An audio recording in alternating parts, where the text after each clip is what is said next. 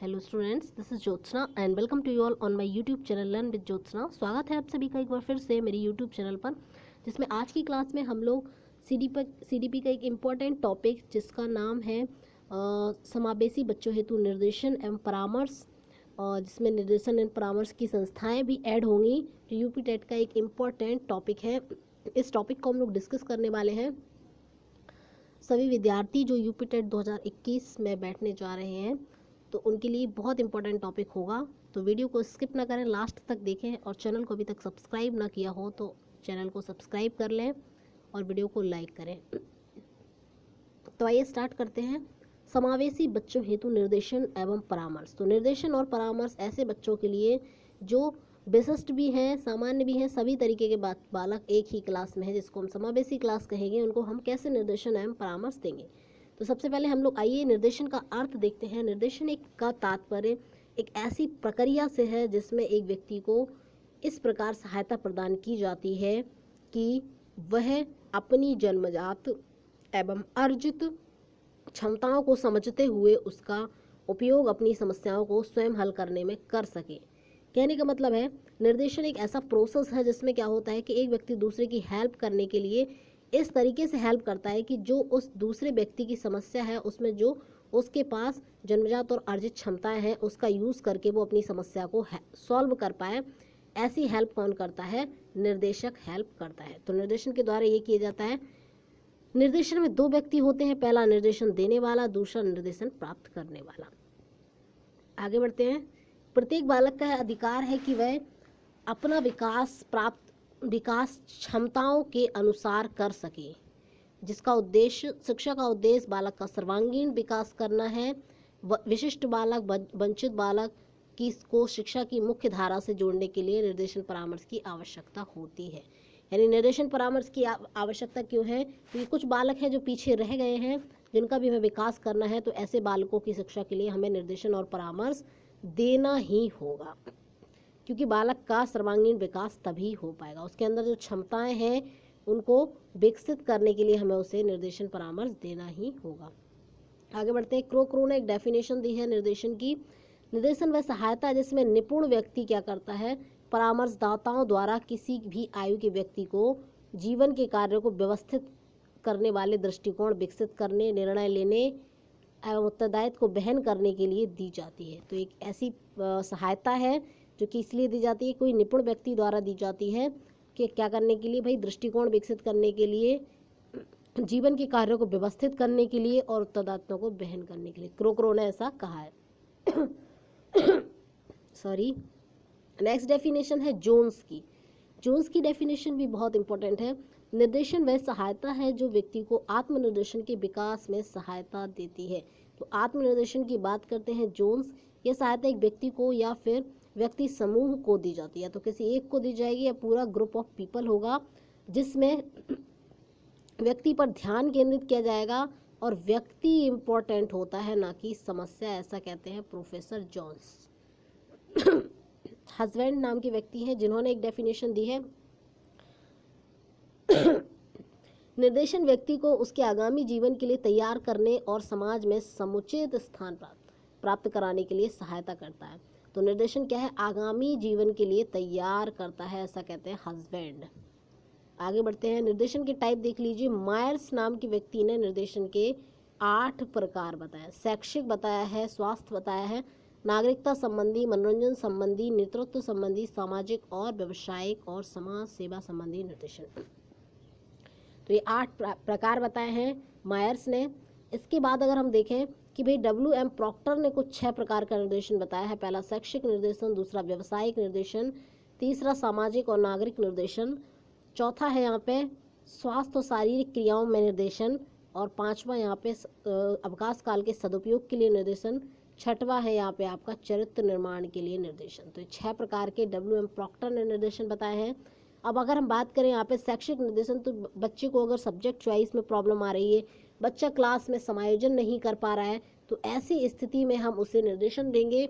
या फिर वो कोई पढ़ते समय किसी समस्या का सामना कर रहा है या फिर उसका पढ़ने मन नहीं लगता है, तो वो शैक्षिक निर्देशन हो जाएगा। स्वास्थ्य संबंधी, क्योंकि हमें बच्चे को केवल पढ़ाना नहीं है, बच्चे का हमें सर्वांगीण विकास करना है, तो ऐसी स्थिति में हम क्या करेंगे भाई, ऐसी स्थिति में हम स्वास्थ्य संबंधी निर्देशन भी देंगे कि बच्चा क्या रहे, स्वस्थ रहे, रिंस योर बॉडी, या फिर कहते हैं कि भाई brush your teeth every day, या फिर कहते हैं कि भाई एक एप्पल रोज खाइए, या फिर कहते हैं योगा करिए। ये सभी चीज़ें भी हमें बच्चे को करवाना है, तो ये आपका स्वास्थ्य संबंधी निर्देशन हो जाएगा। नेक्स्ट वोकेशनल निर्देशन हो जाएगा।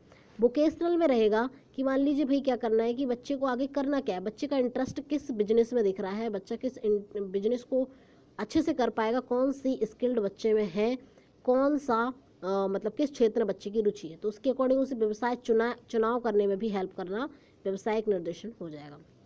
नागरिकता, भाई आगे चल के आप जाएंगे कहाँ, देश में रहेंगे, भारत में रहेंगे, तो भारत के नागरिक बनने के लिए भी आपको कुछ चीज़ें आना चाहिए, कुछ आपको भारत के वासी होने के नाते भी आपको कुछ चीज़ें सीखने की आवश्यकता है, क्योंकि तभी आप एक अच्छे नागरिक बन सकते हैं और देश कल्याण के लिए, राष्ट्र कल्याण के लिए सोच सकते हैं।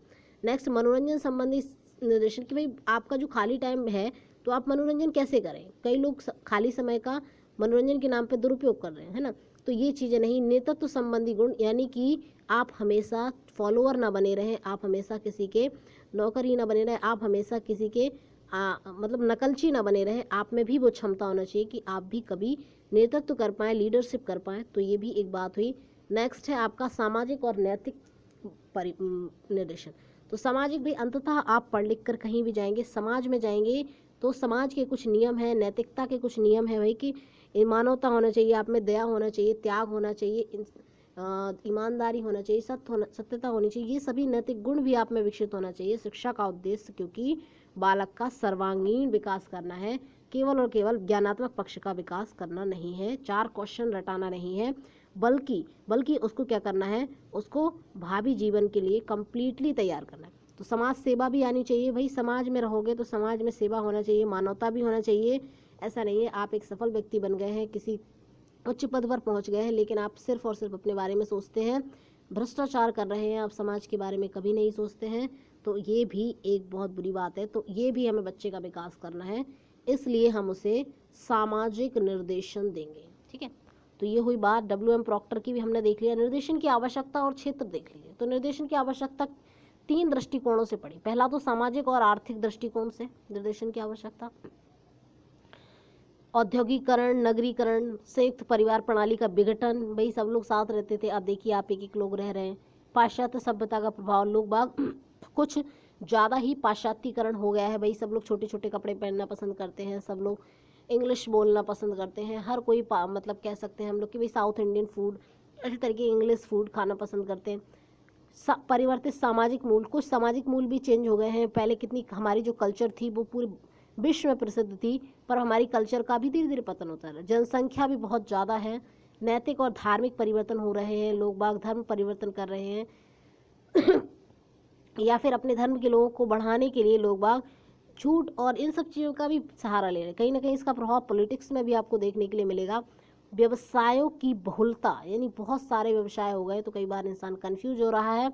मनोनुकूल व्यवसाय न मिल पाना, जैसा व्यक्ति चाहता है बिजनेस वैसा नहीं मिल पाना, ये भी समस्या है। तो इन सभी के लिए किसकी आवश्यकता है, हमें निर्देशन की आवश्यकता पड़ती है। पहले ऐसा कुछ था नहीं।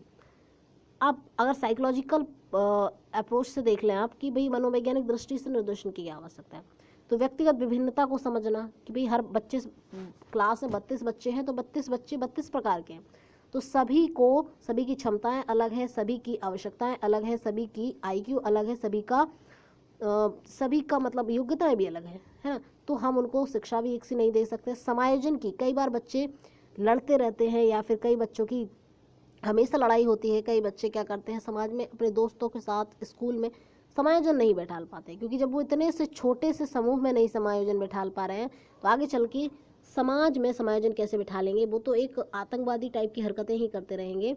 तो इस तरीके की समस्याओं को, या फिर संवेगात्मक समस्याएं, कब आपको गुस्सा आ जाती है, कभी आप मार धाड़ कर देते हैं, किसी की जान भी ले सकते हैं आप, कि कभी आप प्यार से बोलते हैं, कभी घृणा से, तो ये सभी चीज़ें आपकी संवेगात्मक समस्याएं, इनको भी कंट्रोल करने के लिए हमें निर्देशन की ज़रूरत पड़ेगी।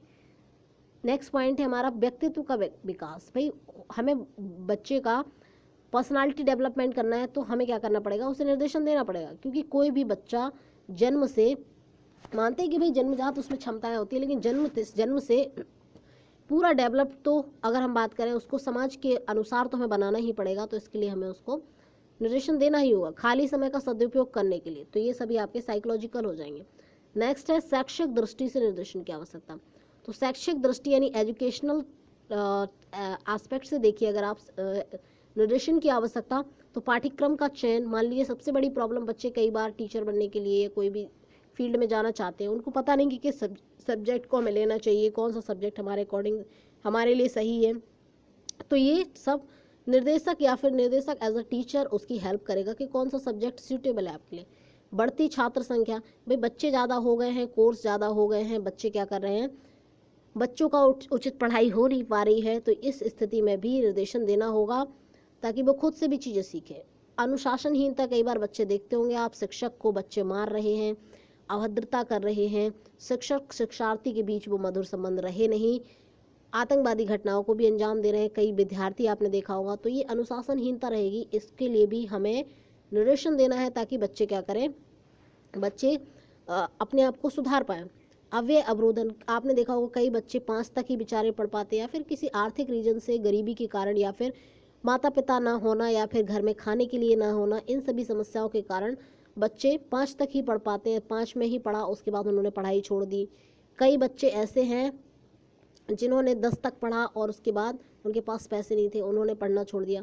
तो अव्यय और अवरोधन को रोकने के लिए भी हम शैक्षिक निर्देशन देते हैं कि भाई पढ़िए, आप तो आइए स्कूल, सरकार आपकी सभी आवश्यकताओं का वहन कर रही है, आपको मिड डे मील भी दे रही है, आपको बुक्स भी दे रही है, आपको ड्रेस भी दे रही है, आपको सभी सुविधाएं सरकार द्वारा दी जा रही हैं, आप तो बस आइए पढ़ने के लिए।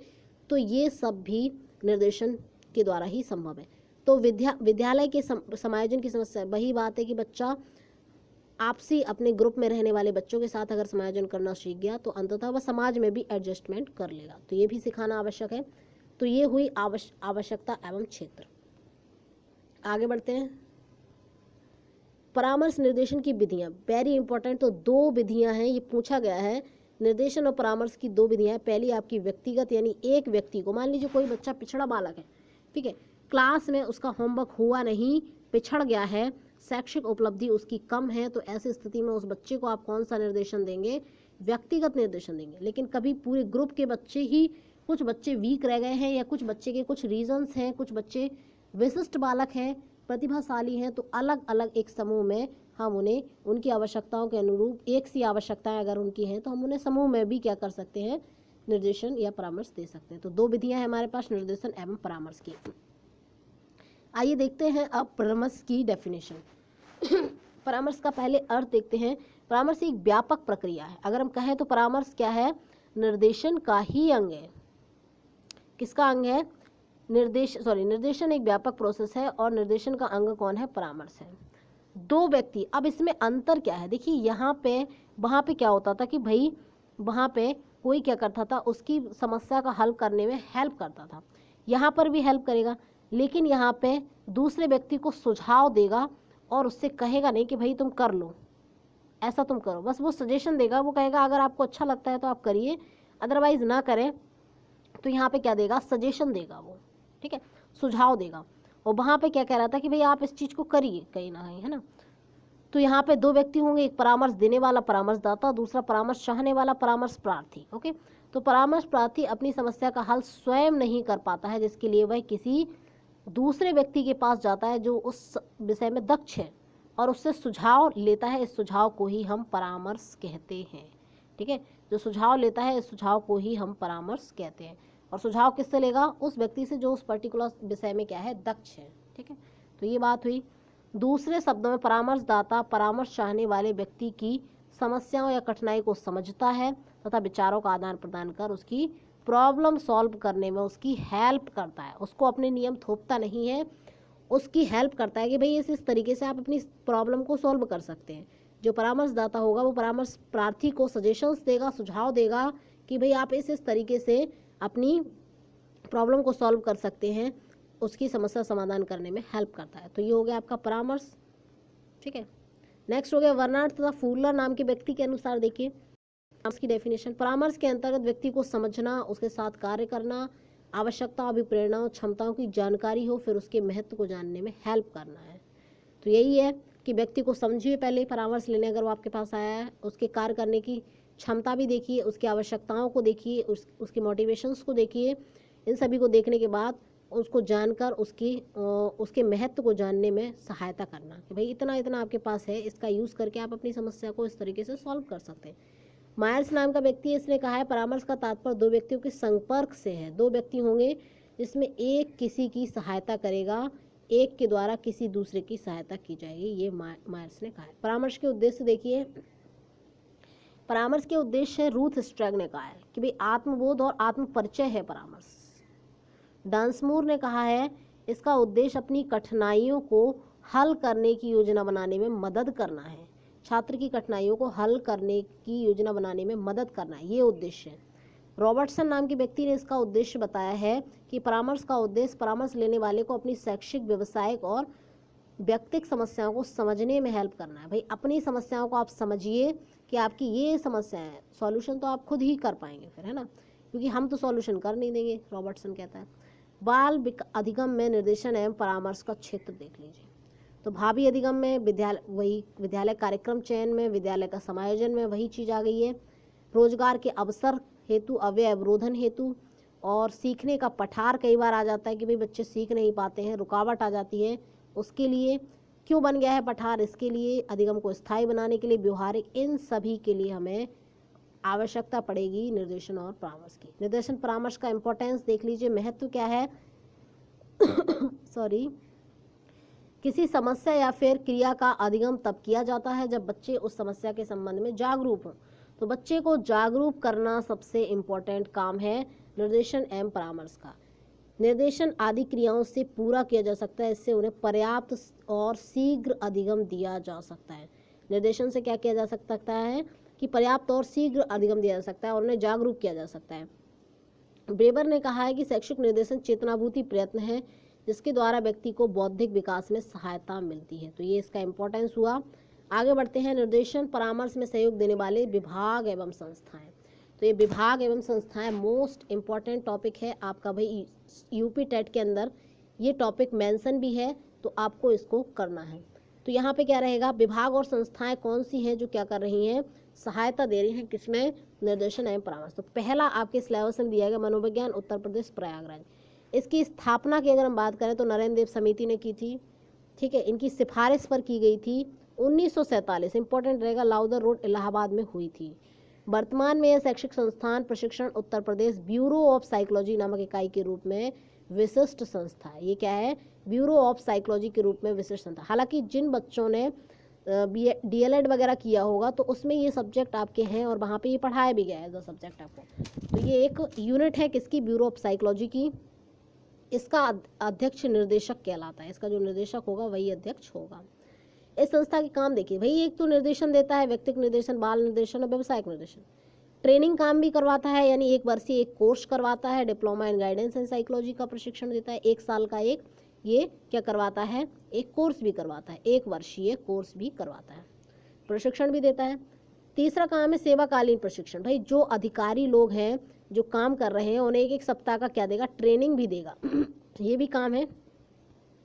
चयन कार्य भी करवाता है, भाई बच्चों को चयन करवाना, जैसे मान लीजिए आपके ये क्या कहते हैं पुलिस विभाग के बच्चे हैं या फिर जो जिन पुलिस विभाग में जाना चाहते हैं तो उनका सामान्य ज्ञान का टेस्ट करवाता है, खेल, अभिरुचि आदि का इनका परीक्षण करके फिर सजेशन देता है कि ये बच्चा इस चीज़ में ऐसा है ना। जैसे उप निरीक्षक हुआ, कांस्टेबल हुआ, ड्राइवर हुआ, इन सभी का जो चयन होता है जिसको हम कहते हैं सिलेक्शन होता है, तो इसमें इनका टेस्ट करता है, वो चेक करता है, सामान्य ज्ञान का करता है, जितने भी अभ्यर्थी हैं, खेल रुचि का, इन सब का परीक्षण करके फिर सजेशन देता है कि ये बच्चा इस चीज़ में ऐसा है।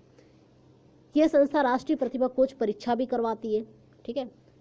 नेक्स्ट है हमारा यहाँ पे आगे मनोवैज्ञानिक परीक्षण का निर्माण भी करती है। देखिए टेट, थेमेटिक एप्रिसिएशन टेस्ट, जो आपका इसको हम प्रासंगिक अंतर्मुख परीक्षण कहते हैं, इसको इसने भारतीय स्थिति के अकॉर्डिंग डेवलप किया है। तो ये मनोवैज्ञानिक परीक्षण का निर्माण करती है, अनुशीलन करती है और मानकीकरण का कार्य भी करती है, ठीक है।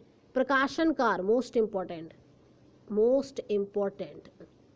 प्रकाशन कार्य भी ये करती है। प्रकाशन कार्य यानी कि पब्लिकेशन वर्क क्या करती है, व्यवसायिक सूचना, जैसे आपका बालक ये इसका एक व्यावसायिक सूचना है। जैसे आपका बालक, नेक्स्ट है बालाघाट उत्कर्ष आदि पुस्तकें भी प्रकाशित किए।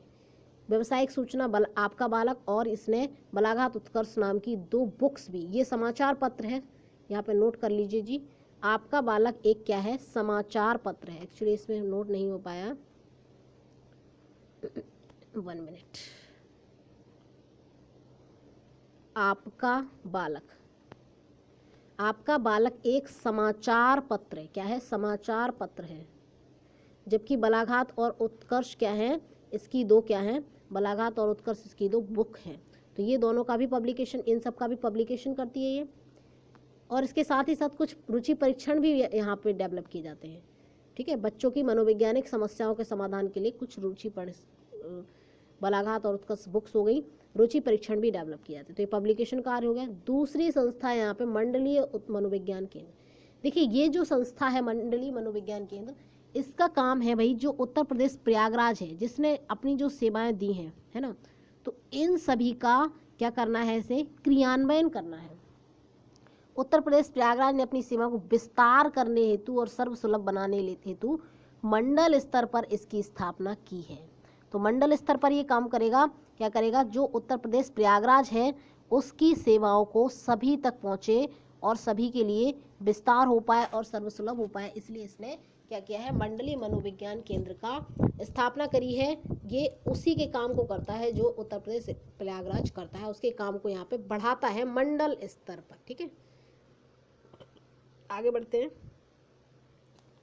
देखिए इसका भी वही काम रहेगा, मंडलीय स्तर पर सेवा दी जाती है, छात्रों के व्यवसाय चुनने में परामर्श, विशेष आवश्यकता वाले बच्चों को परामर्श, मनोवैज्ञानिक समस्याओं के निवारण हेतु, ये सभी काम इसके रहेंगे। नेक्स्ट है आपका यहाँ पे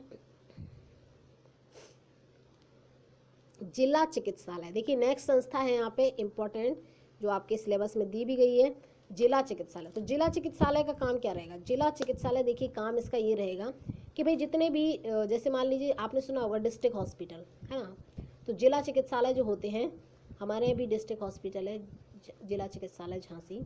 तो ये जिला चिकित्सालय में जो CMO होता है ना, मुख्य चिकित्सा अधिकारी जिसे हम कहते हैं, ये एक डॉक्टरों की क्या बनाता है, विशेषज्ञ डॉक्टरों की समिति बनाता है। वो समिति क्या करती है, विकलांग बच्चों की विकलांगता का परीक्षण करके उनको जो हेल्प, यानी जो आरक्षण या जो सुविधाएं गवर्नमेंट द्वारा दी जाती हैं उनको दिलवाने में हेल्प करती है ना। तो क्या करता है, इस जो जिला चिकित्सालय, वहाँ पे CMO होता है, मुख्य चिकित्सा अधिकारी, वो एक विशेषज्ञ डॉक्टरों की समिति बनाता है, और वो डॉक्टर की समिति क्या करती है, जो विकलांग बच्चे उनकी विकलांगता का परीक्षण करती है और उनको आरक्षण वगैरह जो सरकार द्वारा सुविधाएं दी जा रही है उनको दिलवाने में हेल्प करती है। इसके साथ साथ ये कुछ उपकरण भी देती है, जैसे चश्मा हुआ, व्हील चेयर हुआ, या फिर कुछ हैंडीकाप्ड है, स्टिक वगैरह हुआ, इन सभी चीज़ों को भी किसको दी जाती है, इन विकलांगों को देती है कौन, जिला चिकित्सालय। ठीक है, तो ये इसका रोल है। नेक्स्ट संस्था है जिला शिक्षा एवं प्रशिक्षण संस्थान है प्रशिक्षित डाइट मेंटर। ये भी मोस्ट इंपॉर्टेंट है, आपका टॉपिक में दिया है, आप देख सकते हैं सिलेबस में। इसका काम क्या है, जिला शिक्षा एवं प्रशिक्षण संस्थान में प्रसिद्ध डाइट मेंटर। तो प्रत्येक जिले में परामर्श एवं निर्देशन देने के लिए जिला चिकित्सालय प्रशिक्षण संस्थान में मनोविज्ञान विभाग खोले गए। क्या किए गए, मनोविज्ञान विभाग खोले। वैसे अगर हम इसकी बात करें जिला शिक्षा एवं प्रशिक्षण संस्थान, तो जिला स्तर पर क्या करता है, टीचरों को ट्रेनिंग देता है, प्रशिक्षण देता है। इसका मेन काम क्या है, डाइट जिसको हम कहते हैं ना, बरुआ सागर डाइट हमारे यहाँ भी है। तो ये इसका काम क्या है, जो प्रशिक्षु अध्यापक है, जो टीचर भविष्य में बनने जा रहे हैं, उनको प्रशिक्षण देना। लेकिन इसमें एक मनोविज्ञान विभाग भी है जो क्या करता है, छात्रों को मनोवैज्ञानिक परामर्श देने का कार्य, शिक्षण हेतु मनोवैज्ञानिक विधियों का प्रशिक्षण आदि भी देता है। तो ये काम इसका रहेगा। आगे बढ़ते हैं नेक्स्ट संस्था। नेक्स्ट है आपकी पर्यवेक्षण एवं निरीक्षण तंत्र, मोस्ट इंपॉर्टेंट नेक्स्ट है आपका। विद्यालय में सामाजिक कार्यकर्ता का स्थान भी मुख्य है।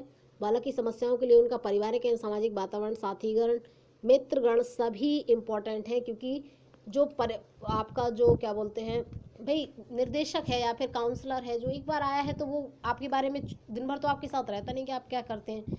तो इस सभी में जो विद्यालय के लोग हैं, वो कार्यकर्ता हैं, वो आपके बारे में जानते हैं, क्योंकि वो आपकी हर एक्टिविटी को नोटिस कर रहे हैं। उसके फ्रेंड हैं, वो जानते हैं, उसके मित्र जिनको हम कहेंगे, सभी रिस्पॉन्सिबल है, क्योंकि वो सब इन सभी की जानकारियों को बताने तथा सामाजिक परामर्शदाता ही करता है। ये सभी जानकारी परामर्शदाता को बताने में हेल्प करते हैं। ये लोग क्या करते हैं पर्यवेक्षण और निरीक्षण तंत्र का क्या रोल है?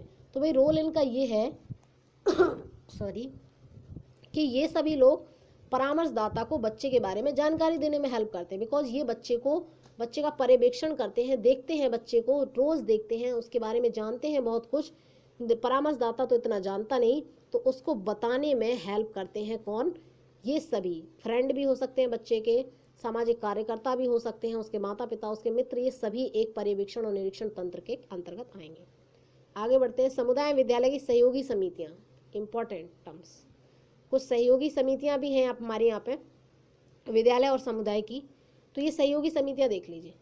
जैसे आपकी 3 प्रकार की समितियां रहेंगी यहाँ पर, ठीक है। तो पहला रहेगी रेखा संगठन, इसमें क्या रहेगी? छोटे स्कूलों के लिए रहेगी। तो इसमें क्रम से होते हैं, जैसे मान लीजिए पहला प्रशासकीय अधिकारी होगा, फिर उसके नीचे वाला अधिकारी होगा, फिर अधीनस्थ अधिकारी, तो एक क्रम से सब चलेंगे यहाँ पे, ठीक है। तो इसको हम रेखा संगठन कहेंगे। दूसरा कर्मचारी रहेगा, इसमें मुख्य प्रशासकीय अधिकार शीर्ष अधिकारी के पास रहेंगे। इसमें देखिए वो थोड़ा सा उल्टा रहेगा, यहाँ पे तो सब क्रम से चलेंगे, पहले बड़ा, फिर उससे छोटा, फिर उससे छोटा, सभी अधिकारियों के पास अधिकार रहेंगे। कर्मचारी संगठन में क्या रहेगा? इसमें एक मुख्य अधीनस्थ अधिकारी होगा, उसके हाथ में सभी कार्य सौंपे जाएंगे। और रेखा संगठन, कर्मचारी संगठन, दोनों प्रबंध संबंधी नियंत्रण प्रशासकीय अधिकारी के पास होगा। तो एक जो प्रशासकीय अधिकारी होगा वो एक व्यक्ति होगा, उसके पास सारी कंट्रोलिंग रहेगी, वो मेन होगा, और बाकी सभी उसके अकॉर्डिंग चलेंगे, ठीक है। तो ये चीज़ रहेगी। अब एक तीसरे प्रकार की समिति आ जाएगी आपके पास, रेखा कर्मचारी संगठन समिति। ये तो देखिए बड़े स्कूलों में ज़्यादातर ये होती है। इसमें क्या रहेगा? रेखा भी रहेगा और कर्मचारी, दोनों का मिश्रण रहेगा।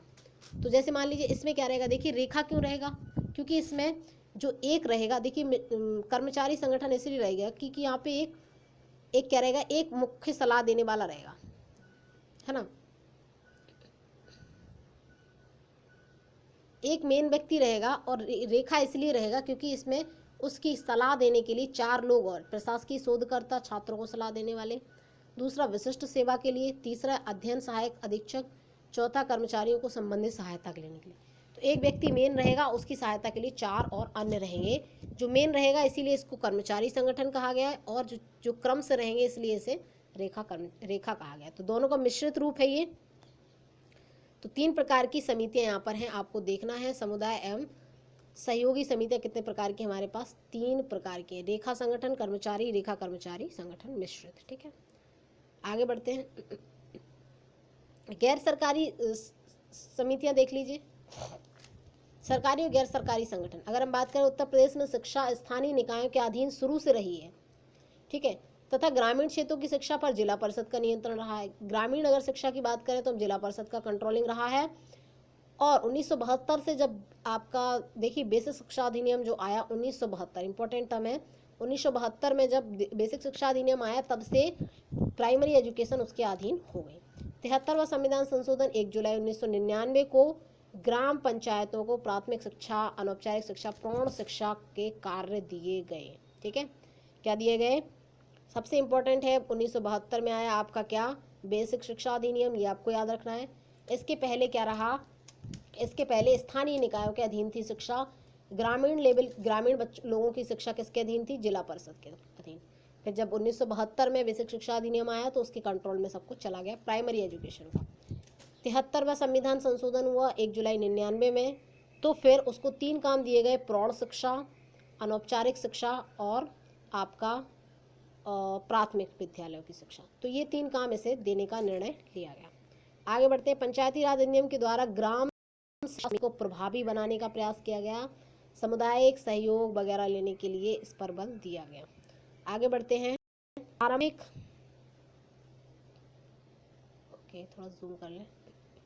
आगे बढ़ते हैं। प्रारंभिक शिक्षा पंचायतों तथा स्थानीय निकायों की भूमिका देख लीजिए, ये भी आपके सिलेबस में दिया गया है। तो स्थानीय निकायों की क्या है भाई? 1986 की जो शिक्षा नीति थी उसमें बताया गया कि भाई जनता को जब तक आप शामिल नहीं करेंगे, मान लीजिए कोई भी योजना सरकार चला रही है, स्वच्छ भारत अभियान को ही ले लीजिए, सरकार चला रही है, लेकिन लोग बागों का जब तक, जनता का जब तक सहयोग नहीं मिलेगा तब तक योजनाएं किताबों में, कागजों में ही रह जाएंगी, प्रभावी नहीं होंगी, जन जन तक नहीं पहुंचेंगी, वो दिखेंगी नहीं।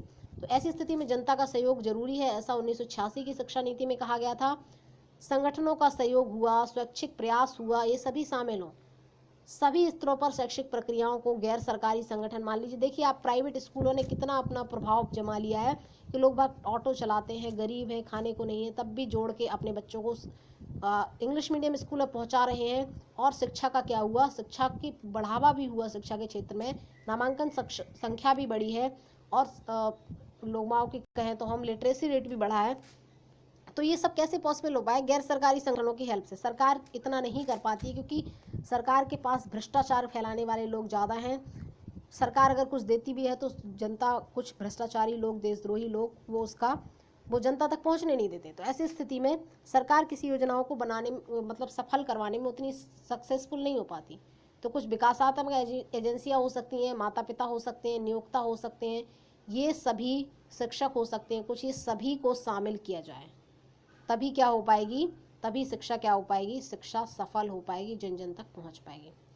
नेक्स्ट बात यहाँ पे कही गई, दूसरी बात, प्रारंभिक शिक्षा पंचायतों और स्थानीय निकायों की भूमिका में। प्रारंभिक शिक्षा के प्रबंध में निम्न स्तर पर किया गया है और जिला शिक्षा बोर्ड, जिला शिक्षा तथा प्रशिक्षण संस्थानों की स्थापना की जाए।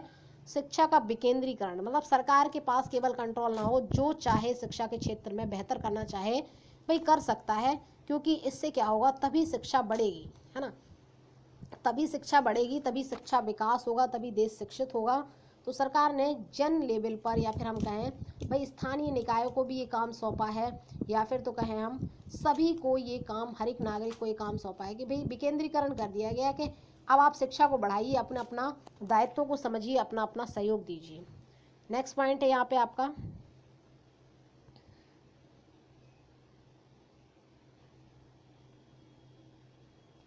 नेक्स्ट पॉइंट है पंचायती राज संबंधी 1991 के संशोधन में कहा गया, जिला उपजिला पंचायत स्तर पर लोकतांत्रिक विधि से चुने गए निकाय स्थापित करने की परिकल्पना की गई। और 11वीं अनुसूची में पंचायती राज निकायों को प्राथमिक शिक्षा, देखिए पंचायती राज को क्या क्या काम दिए गए, प्राइमरी एजुकेशन दिया गया, माध्यमिक स्कूलों सहित तकनीकी प्रशिक्षण, ठीक है, पंचायती राज को ये काम दिए गए 11वीं अनुसूची में। प्रौढ़ शिक्षा का काम और गैर औपचारिक शिक्षा, पुस्तकालय, सांस्कृतिक, ये सभी दायित्व सौंपे गए, ठीक है, तो ये काम किया गया। जिला स्तर पर निकाय देख लीजिए जरा, देखिए जिला स्तर पर भी कुछ निकाय बने, तो आपके पीछे आगे बढ़ते हैं थोड़ा, जिला स्तर पर निकाय, इनको भी देख लेते हैं।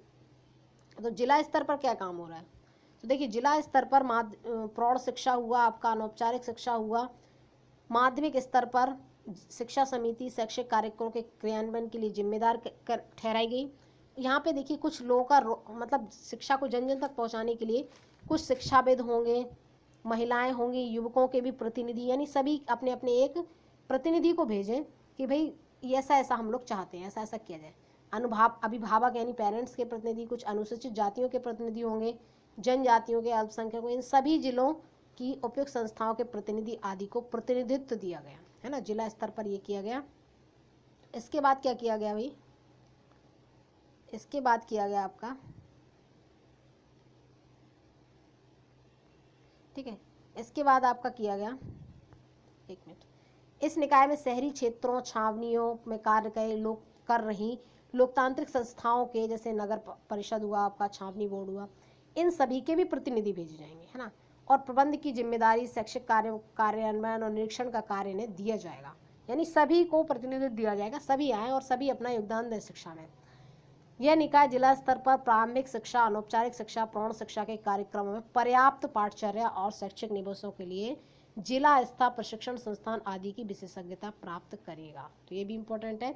आगे बढ़ते हैं, अब प्रारंभिक शिक्षा में राज्य सरकारों की भूमिका देख लीजिए, स्टेट गवर्नमेंट क्या करेगी प्राइमरी एजुकेशन के लिए। तो स्टेट गवर्नमेंट की भूमिका देख लीजिए यहाँ पे, राज्य शिक्षा सलाहकार बोर्ड बनाया गया है। इसके माध्यम से 86 की जो शिक्षा नीति थी, राज्य सरकारें मानव संसाधन विकास मंत्रालय विकास संबंधित सभी कार्यकलापों के समेकन के लिए एक ढांचा तैयार करने पर विचार किया गया, जिसमें राज्य सरकारें केंद्र की रूपरेखा के अनुसार, जैसा केंद्र बताएगा वैसा एक बोर्ड को स्थापित करेंगी, है ना। स्टेट लेवल पर ये प्रयास किए गए, ठीक है, ठीक है, क्या किया गया भाई, राज्य सरकारें मानव विकास के लिए क्या करेंगी, मानव संसाधन विकास के लिए एक ढांचा बनाएंगी, जो किसके अनुसार बनाएगा, केंद्र सरकार की रूपरेखा के अनुसार बनाएंगे। तो इस बोर्ड को स्थापित करेंगी जिसमें समाज का कमजोर वर्ग विशेषकर महिलाएं, अनुसूचित जाति, जनजाति, अल्पसंख्यक, दिव्यांग, शिक्षाविद, विख्यात शिक्षाविद आदि प्रतिनिधित्व करेंगे। भाई प्रतिनिधित्व, लीडरशिप कौन करेगा यहाँ पे, प्रतिनिधि कौन करेंगे, महिलाएं करेंगे, अनुसूचित जाति, जनजाति और अल्पसंख्यक, ये सभी करेंगे। प्राथमिक तथा उच्च शिक्षा को उन्नत बनाने के उद्देश्य से 63-64 में राज्य शिक्षा संस्थान बनाने की घोषणा हुई। इंपॉर्टेंट, राज्य शिक्षा संस्थान बनाने की घोषणा हुई कब, 63-64 में। ठीक है, तो ये इतना काम रहा राज्य सरकार का। आगे देखते हैं ग्राम शिक्षा समिति, आगे बढ़ते हैं। ग्राम शिक्षा समिति देख लीजिए, ग्राम लेवल पर क्या रहा, संविधान के अनुसार ग्राम या ग्राम समूह की पंचायतें बनाई, इनके प्रतिनिधि होंगे और पंचायत एक ग्राम शिक्षा समिति गठित करेगी। हर पंचायत एक ग्राम शिक्षा समिति बनाएगी और ये ग्राम शिक्षा समिति क्या करेगी, घर घर जाकर सर्वेक्षण करेगी, अभिभावकों से विचार विमर्श करेगी, सूक्ष्म स्तर पर योजनाएं बनाएगी और ये सब काम करेगी। ठीक है, 1992 के अनुसार इन्हें काम सौंपे गए। भाई क्या, अभिभावकों को प्रेरित करना है, आपको प्रारंभिक बच्चों की देखभाल करना है, वैकल्पिक केंद्रों की स्थापना करवाना है, ग्राम शिक्षा समिति बनाना है, ग्राम निर्माण समिति बनाना है, नामांकन बढ़ाना है, विद्यालय सुविधाओं को उन्नत बनाना है, ये सभी काम ग्राम शिक्षा समिति के होंगे। ठीक है, आगे बढ़ते हैं। प्रारंभिक शिक्षा में गैर सरकारी संगठनों का देख लीजिए क्या रोल है। तो गैर सरकारी संगठनों का रोल देख लीजिए।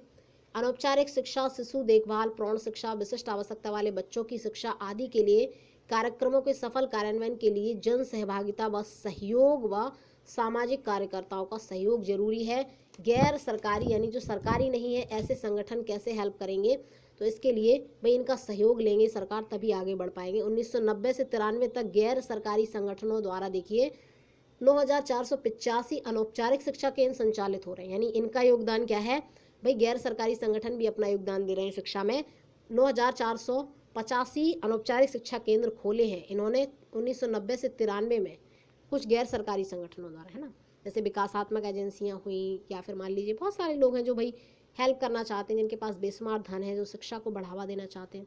निजी स्कूलों में अपने प्रयास से विद्यार्थी संख्या भी बढ़ाई है, जैसे मैंने भी बताया प्राइवेट स्कूलों में देख रहे हैं आप कितने बच्चे हैं पढ़ रहे हैं, मतलब सब लोग एक्टिव हैं और सभी लोग शिक्षा के बढ़ावा के लिए सोच रहे हैं और शिक्षा भी बढ़ रही है, कहीं ना कहीं साक्षरता बढ़ रही है, तो साक्षरता भी बढ़ी है, ये सभी निजी स्कूलों की वजह से। वरना सरकारी स्कूलों में तो कोई मिड डे मील देते हुए भी कोई नहीं जा रहा है, ड्रेस भी मिल रही तब भी नहीं जा रहा है, बच्चे जाते नहीं, बुला रहे हैं जबरदस्ती कि आइए आइए, क्योंकि ये सब शिक्षकों की वजह से भी कई बार हो रहा है ना, शिक्षक अपना ढंग से काम करते नहीं है, एक बार नौकरी मिल जाती है अपने आप को भगवान समझते हैं।